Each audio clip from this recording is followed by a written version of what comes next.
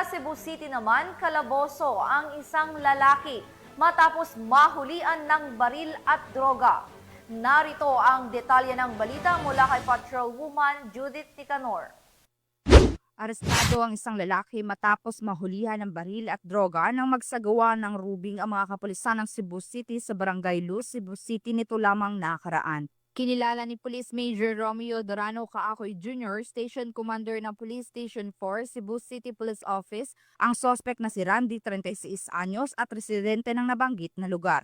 Bandang alas 12:15 ng hating gabi nang magsagawa ng rubing ang mga otoridad na nagresulta sa pagkaaresto sa sospek at pagkakumpiska ng 2 pakete ng hinihinalang shabu na nasa 10 gramo at may standard drug price na 68,000 pesos, isang unit ng caliber 38 revolver at 4 na bala. Nahaharap ang sospek sa kasong paglabag sa Republic Act 9165 o Comprehensive Dangerous Drugs Act of 2002 at Republic Act 10591 o Illegal Possession of Firearms and Ammunition. Gayon din sa Comelec gun ban na kasalukuyang umiiral. Ang matagumpay na operasyon ng mga kapulisan ng Cebu City ay patunay lamang ng kanilang dedikasyon upang matiyak ang kaligtasan at kaayusan ng ating komunidad para sa isang bagong Pilipinas. Mula dito sa Cebu City, ako ang inyong Police News Network Correspondent, Patrolwoman Judith Nicanor, alagad ng batas, tagataguyod ng balitang pulis. Maraming salamat, Patrolwoman Nicanor.